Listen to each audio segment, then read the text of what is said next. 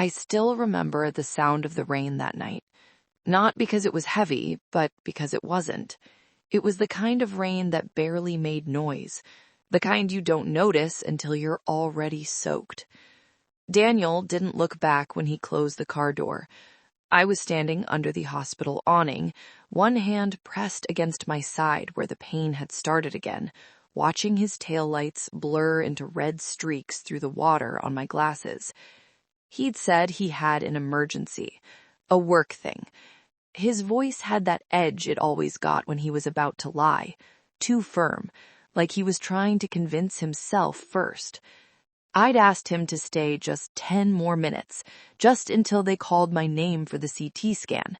He'd looked at his phone, then at me, then past me. "Emily, you're fine. It's just your anxiety again." That's what he'd been saying for 3 months. Every time I mentioned the pain, the exhaustion, the way my body felt like it was betraying me in small, specific ways, he'd kiss my forehead and say I worried too much, that I needed to relax, that maybe I should see someone about the stress. I watched him drive away and something in me went quiet. Not sad, not angry, just quiet, like a door closing in a room I'd been trying to keep open. The nurse called my name 20 minutes later. By then, my clothes were damp and cold, sticking to my skin. She looked at me with the kind of concern that told me I looked worse than I felt, which was already pretty bad. "You okay, honey? Where's your ride?" "He had to go," I said. "It's fine." She didn't believe me. I didn't blame her. Dr. Patel didn't waste time with pleasantries when she walked into the exam room 3 days later. She sat down, pulled her chair closer than doctors usually do, and folded her hands on top of my file. "Emily, the scans show a mass on your kidney. We need to run more tests, but given the size and the rate of growth from your previous imaging 6 months ago, yes, it was visible then, we're looking at renal cell carcinoma, stage 3, possibly 4. The words didn't land the way you'd think. I heard them, understood them individually, but they floated in the air like subtitles in a foreign film. Stage 3, possibly 4. I nodded, which seemed like the thing to do. "You said it was visible 6 months ago?" "Yes, in the scans from your annual physical.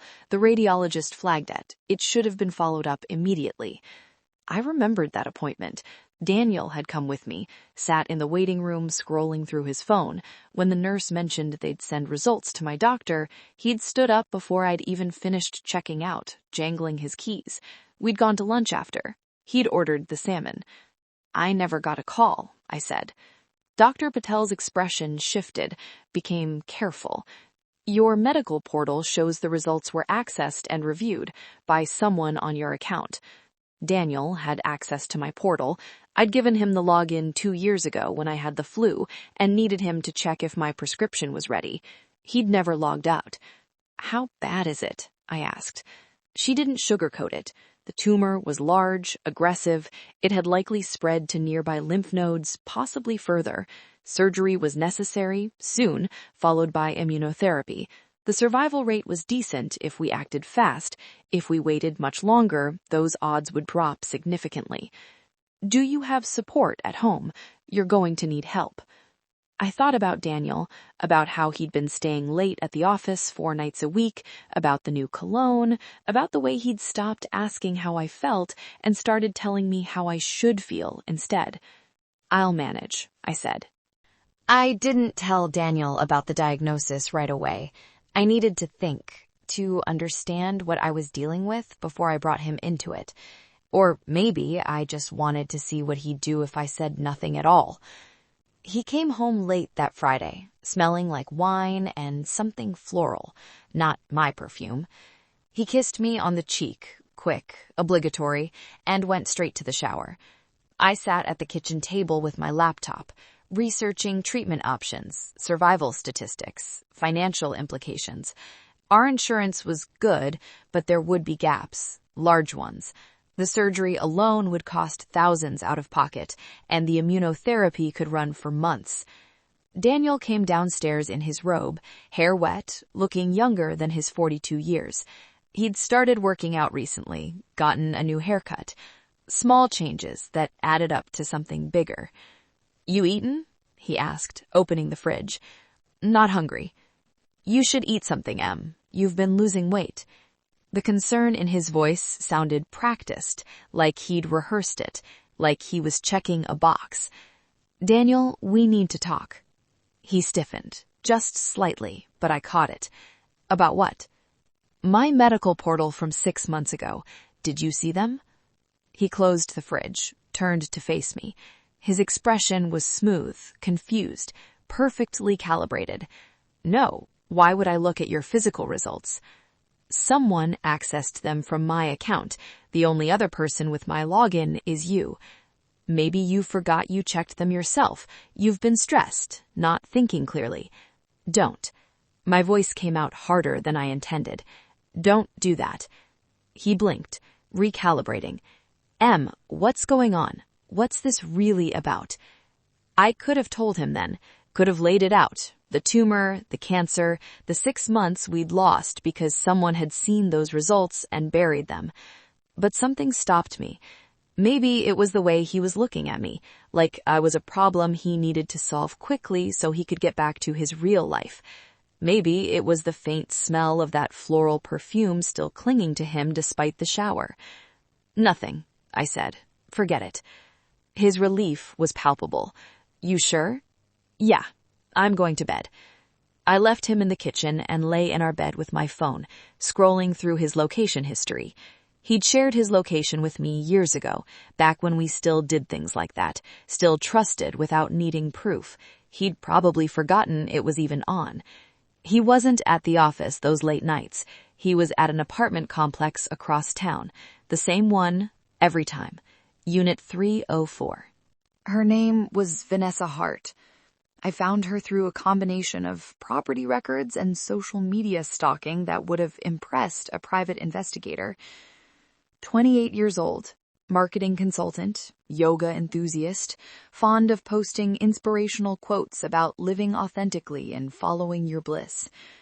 She'd posted a photo 2 weeks ago, a candid shot of someone's hand, male, wearing a watch I'd given Daniel for his birthday, holding hers across a restaurant table. The caption, "Sometimes the right person arrives at the wrong time, and you have to decide what matters more, convenience or truth." I stared at that photo for a long time, not because I was heartbroken, but because I was doing math. 2 weeks ago was our anniversary. Daniel had said he had a work dinner, couldn't get out of it, promised to make it up to me. I'd eaten leftover pasta alone and gone to bed at 9.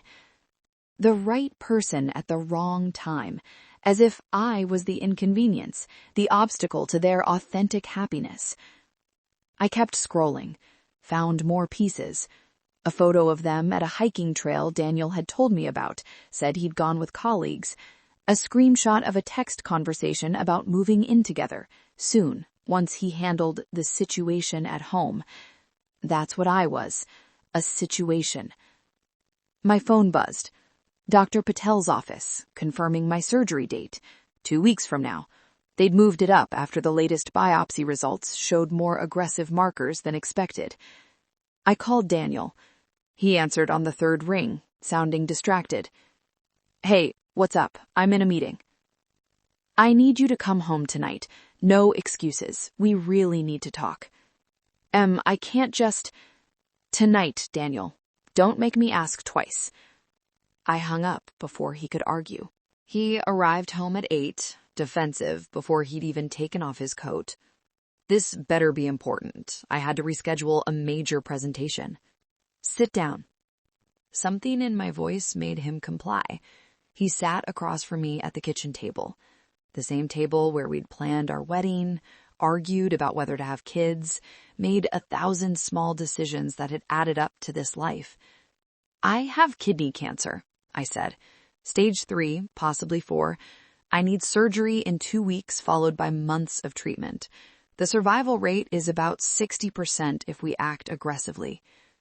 I watched his face, watched the shock register, then the confusion, then something else. Calculation. He was doing his own math, running his own scenarios. Jesus, Em, I'm so sorry. When did you find out? Few days ago, but the tumor's been there for at least 6 months. It was visible in my last physical. Someone accessed those results and never told me. His jaw tightened. What are you implying? I'm not implying anything. I'm stating facts. You had access to my medical portal. The results were reviewed, but never discussed with me. 6 months of potential treatment time gone. You think He stood up, pacing. You think I saw you had cancer and just, ignored it? Did you? No, God, Emily, what kind of person do you think I am? I don't know anymore, I said quietly. I genuinely don't know. He stopped pacing, ran his hairs through his head. The gesture was familiar, something he did when he was cornered. Look, okay, yes, I might have glanced at your results, but I didn't understand them. Medical jargon, you know? I figured if it was serious, a doctor would call you. They did, multiple times. The calls came to my phone, which you always tell me not to answer because it's probably spam. The silence stretched between us like a canyon. I need you here. For the surgery, for the recovery, for whatever comes next. I need you to be present, actually present, not just physically here while your mind is somewhere else. Can you do that? He sat back down, reached for my hand. His palm was warm, familiar. Of course, I'm here. We'll get through this together. But his phone buzzed on the table between us. A text notification lit up the screen. Miss you. Can't wait for tomorrow night. He flipped the phone over quickly, but I'd already seen it. Together, I repeated. M? You should probably answer that. Wouldn't want her to worry. Daniel didn't confess. Not that night, not in the days that followed. He switched tactics instead. Became attentive in a way that felt theatrical, like he was following a script titled Supportive Husband. He made breakfast, asked about my symptoms, researched treatment options with the same focus he brought to quarterly reports. And maybe I should have confronted him, should have thrown Vanessa's name in his face and demanded truth. But I was tired. Not just physically tired from the tumor eating away at my kidney, but tired in a way that went deeper, into the place where you keep your expectations of other people. I had surgery in 9 days. I needed to focus on that. My phone rang one evening while Daniel was in the shower. Unknown number. I almost didn't answer. Is this Emily Cross? A woman's voice, young, uncertain. Yes? This is Vanessa Hart. I think we need to talk. My breath caught. How did you get this number? From Daniel's phone when he was sleeping. Look, I know this is weird, but there are things you should know. Things he's told me about you. About why he's leaving. He's leaving? A pause. You don't know. Tell me what he said. He said you're controlling, that you've trapped him in a loveless marriage, that you're unstable, that you make up health problems for attention. Her voice got smaller. He showed me messages you sent him, long, rambling ones about how sick you felt, how much you needed him. He said you were trying to manipulate him into staying. I looked down at my hands. They were shaking. Is that why you called? To tell me what a terrible wife I am? No, I called because I found something else on his phone. Medical records. Yours, from 6 months ago. He has a folder of them, Emily. Screenshots, PDFs. And there are notes in his handwriting, comments about how this complicates things, about timing, about needing to wait until after. After what? I don't know, but I think, she hesitated, I think he knew you were sick, and I think he was waiting for something. I hung up with Vanessa and sat very still in the quiet house. Daniel's shower was still running upstairs. I had maybe 5 minutes. My laptop was on the coffee table. I opened it, logged into our joint financial accounts, something I hadn't done in months, maybe longer. Daniel handled the money. He was better at it, he said, more strategic. Our checking account looked normal. Mortgage payments, utilities, his credit card bills. But there was a separate savings account I didn't recognize. opened 4 months ago. It had $280,000 in it. I checked our investment accounts, then our retirement funds. The money wasn't ours, or rather, it was mine. My inheritance from my grandmother had been moved, all of it, from our joint investment account into this new savings account with only Daniel's name on it. $280,000. The exact amount Grandma Irene had left me. I logged into my personal email, the one I rarely checked, and found a string of messages from our financial advisor, dating back 6 months. They'd started professional, asking me to confirm the transfer of assets. Then they'd gotten more urgent. Finally, a notification that the transfer had been completed using my digital signature authorization, a general one I'd signed years ago when we set up the accounts, meant for a routine rebalancing. The shower stopped upstairs. I closed the laptop and tried to remember how to breathe. My grandmother's money. The money she'd saved her entire life, working double shifts as a nurse, living in the same small house for 40 years.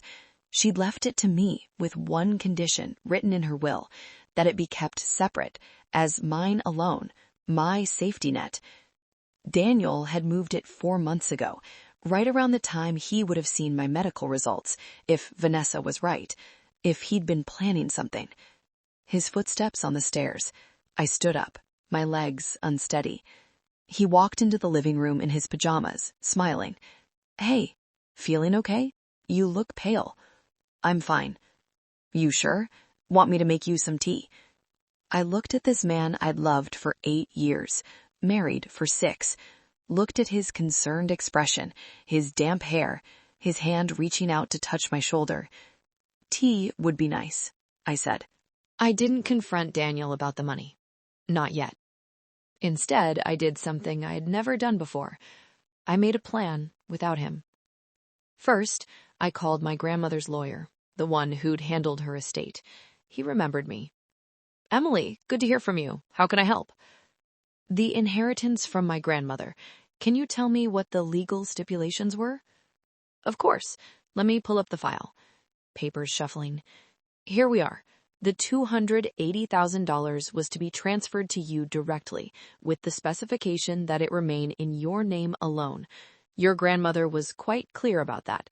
She'd seen too many women lose their financial independence in her generation." "If someone transferred that money without my explicit consent, what would that be?" A long pause. "That would be theft, potentially financial fraud, depending on how the transfer was authorized. Did something happen?" "I need to review some documents. I'll call you back." Next, I called my uncle, my grandmother's son. He was a retired accountant, sharp as ever at 70. "Uncle Tom, I need advice. Hypothetically, if someone moved money that was meant to be kept separate, using a general authorization but against the explicit wishes of the estate—" "Stop right there. This isn't hypothetical, is it?" "No." "Your husband?" "Yes." He didn't sound surprised. "Your grandmother never liked him, said he had ambitious eyes, thought I was being paranoid when I insisted on that separate account clause. How much did he take?" "All of it." "Jesus, Emily." A heavy breath. "Okay, here's what you're going to do. You're going to gather every piece of documentation you can find. Account statements, emails, anything with his signature or digital footprint. You're going to take it to a forensic accountant and a lawyer, and you're not going to tell him you're doing it. I have surgery in 8 days. Then you do this in 7. Priorities, sweetheart. Your grandmother didn't save that money so some jackass could finance his midlife crisis." I spent the next 3 days gathering evidence while Daniel was at work, or at Vanessa's. I didn't care anymore which. I photographed documents, downloaded statements, forwarded emails to a new account he didn't know about. The picture that emerged was meticulous. He'd started transferring small amounts first, testing whether I'd notice. When I didn't, because I was busy being tired and sick and trusting, he'd moved larger sums. The final transfer happened 1 week after my physical results were posted to my medical portal. My lawyer, a sharp woman named Patricia Chen, looked at everything I'd brought her and whistled low. Okay, so this is an open and shut case of financial fraud. With the medical records angle, the fact that he may have known about your diagnosis and still proceeded, it adds a layer of intent that makes this especially egregious. What do? We file immediately, freeze the account, demand return of all funds, and press charges if necessary. But I have to ask, why wait until now? Why not confront him directly? I thought about that, about why I'd spent 3 days gathering evidence instead of screaming at him across the kitchen table. Because I needed to know if I was wrong. I needed to know if there was some explanation, some mistake, if maybe I was being paranoid, like he always says I am. And I'm not paranoid. I'm just married to a thief. The day before my surgery, Daniel took off work. He made me breakfast in bed, overcooked eggs and burnt toast, but the effort was there. He drove me to my pre-op appointment, held my hand in the waiting room, asked the surgeon questions about recovery time and success rates. He was so good at this, so convincing. I'm scared, I told him in the car on the way home. It was true. I was terrified. I know, Em, but you're strong. You're going to get through this. He squeezed my hand. We're going to get through this. Daniel, if something happens, nothing's going to happen. But if it does, if the surgery goes wrong, or the cancers spread more than they think, or my voice cracked, I need to know you'll be okay. He pulled the car over right there on the side of the road and turned to face me. His eyes were wet. Stop. Don't talk like that. You're going to be fine. We're going to have years together, decades. We're going to be those annoying old people who finish each other's sentences. I wanted to believe him. God, some part of me still wanted to believe him. I changed my beneficiary on my life insurance, made my uncle the primary. His expression froze, just for a second, but I caught it. Why would you do that? Because he's the executor of my grandmother's estate. It made sense to keep things simple. But I'm your husband.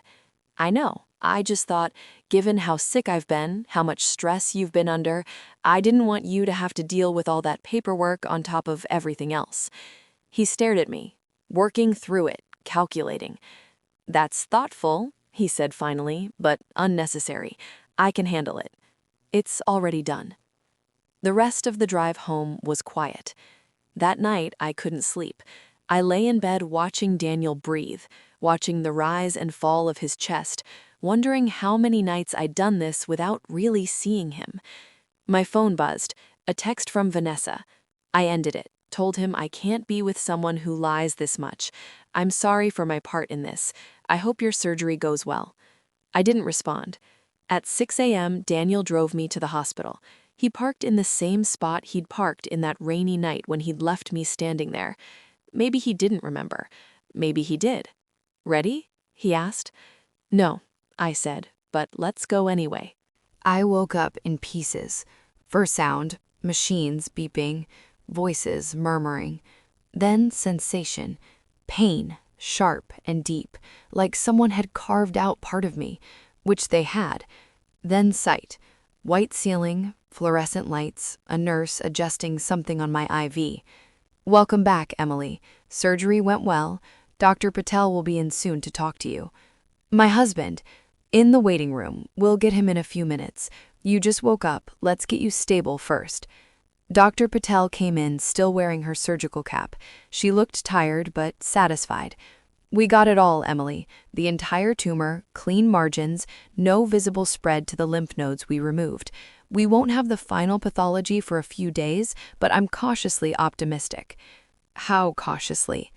Very. You're going to need the immunotherapy, but your chances just went from 60% to somewhere in the 80s. You got lucky. If we'd waited another few months, she shook her head. Let's just say you're here at the right time. I thought about those 6 months, about what might have happened if I'd known sooner, if someone had told me when they first saw that scan. Can I see my husband? Of course. But Emily, she hesitated. Your uncle is here too. He arrived a few hours ago. Says it's important he speak with you before anyone else. Your call. Send in my uncle. Uncle Tom came in looking like he'd driven the night, which he probably had. He lived 6 hours away. Hey, kiddo, you made it. I made it. He pulled a chair close, lowered his voice. Listen, while you were under, some things developed. The lawyer moved fast. The account's been frozen, and Daniel's been served with papers. He's going to find out about it any minute now. Here? Now? Patricia thought it was better this way. While you're safe, surrounded by medical staff and witnesses, she was worried about how he might react if you were alone. My chest tightened, but not from the surgery. What do I do? You rest, you recover, you let the lawyers handle him. But he took my hand carefully, avoiding the IV. You need to know something. We pulled his phone records as part of the evidence gathering. He's been in contact with someone from your insurance company, been asking about policy payouts, what happens if you die during surgery, whether pre-existing conditions affect survivor benefits. The room tilted. He was planning? We don't know what he was planning, but we know what he was researching, and it wasn't how to help you get better. A commotion outside, Daniel's voice, loud, angry, a nurse trying to calm him down. I have a right to see my wife. Sir, please lower your voice. This is a hospital. Someone just served me with legal papers in a goddamn hospital cafeteria. I need to talk to Emily, now. Uncle Tom stood up, positioned himself between me and the door. He might be 70, but he was 6'2" and still solid. Stay behind me, he said quietly. The door burst open. Daniel stood there, papers crumpled in his fist, his face red. He saw me in the bed, saw my uncle standing guard, and something in his expression cracked. Emily, what the hell is this? Fraud charges? You're accusing me of stealing from you? You moved my grandmother's money without my permission. It's our money. We're married. It was specified to remain separate. You knew that. I was protecting it, making sure it was in a safe account. He stepped forward. Uncle Tom stepped forward too. That's close enough, Tom said. He ignored him, focused on me. Please, this is insane. You're not thinking clearly. The anesthesia, the stress. I'm thinking very clearly, for the first time in months. I love you. Everything I've done has been for us, for our future. You knew I had cancer 6 months ago and didn't tell me. The words hung in the air like smoke. His face went pale. That's not... I didn't... You accessed my medical records. You saw the results. You knew. I didn't understand them. I'm not a doctor. But you understood them well enough to call my insurance company and ask about death benefits. His mouth opened, closed. He looked at my uncle, at the papers in his hand, at me in the hospital bed with tubes running into my arms. Vanessa told you, he said finally. That bitch. Don't, I said. Don't blame her for your choices. He stood there, breathing hard, and I saw him cycling through options, denial, anger, bargaining, all of it playing across his face in real time. Emily, please let me explain. Explain what? How you stole my grandmother's money? How you let me think I was crazy for feeling sick? How you stood there and watched me get sicker, knowing what was wrong and did nothing? I was scared. I didn't know how to tell you. So you decided to wait and see if I'd die? Is that it? Wait for the cancer to do your dirty work? No, God, no. I never wanted... His voice broke. I just wanted out. I wanted out, and then you got sick, and everything got complicated, and I didn't know what to do. The honesty of it was almost worse than the lies. You should go, I said quietly. The lawyers will be in touch. Uncle Tom will get my things from the house. I don't want to see you again. You can't just... We're married. You can't kick me out of my own life. Watch me.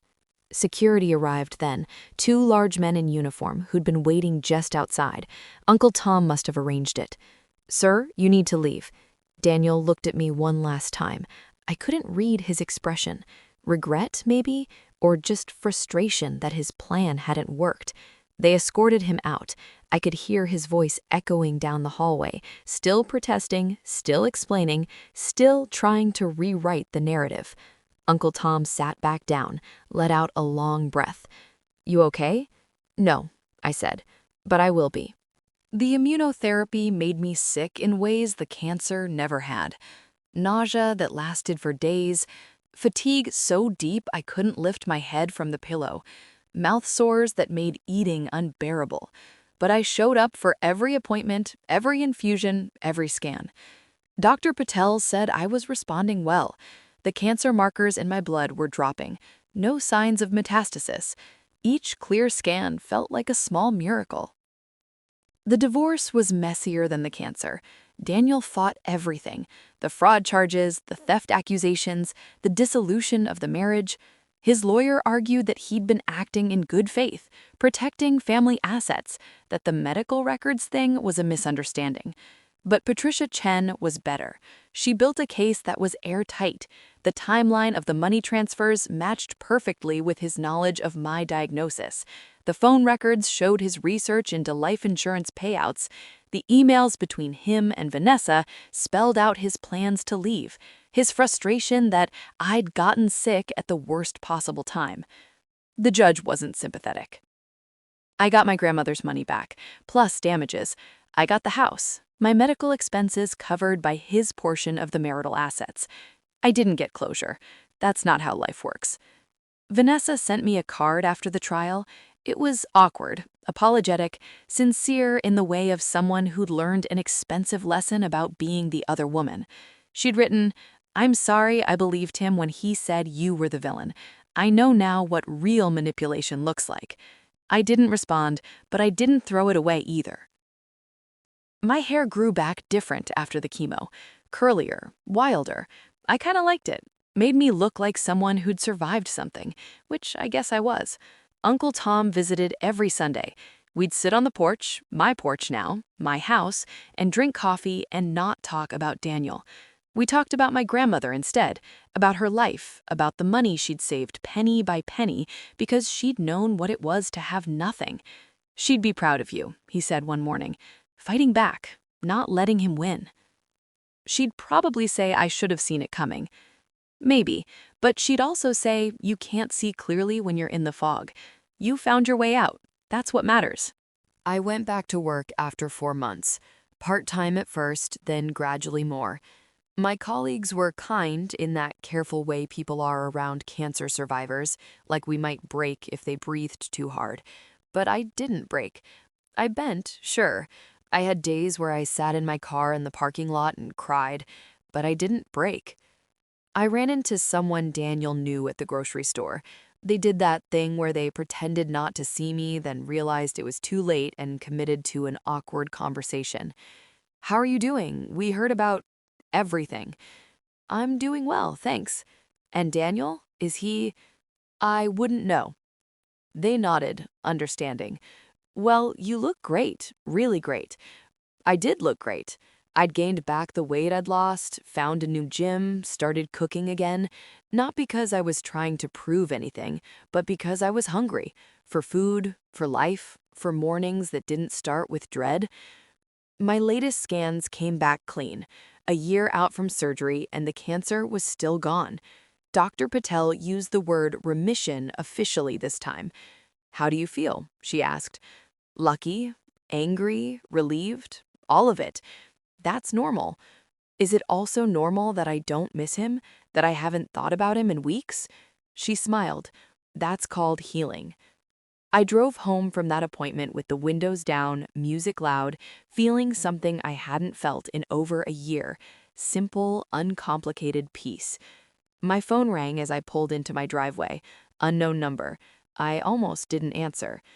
"Is this Emily Cross?" A man's voice, professional. "Yes?" "This is Detective Martinez with the District Attorney's Office. We're investigating a matter involving your ex-husband, Daniel Cross. Do you have a few minutes to talk?" My stomach dropped. "What kind of matter?" "Financial fraud. Similar pattern to what he did to you, but with his current employer and possibly other victims. We'd like to ask you some questions about your case, see if there are patterns we should be aware of. I sat in my car, engine off, looking at my house. My safe, quiet, Daniel-free house. When do you need to talk? Whenever works for you, Miss Cross. We're building a case. We want to make sure we get this right. Good, I said. Let's make sure you do. There's a photo on my mantle now, one that wasn't there before. My grandmother, at 40, standing in front of the hospital where she worked, wearing her nurse uniform, looking directly at the camera with an expression that was part exhaustion, part determination, wholly alive.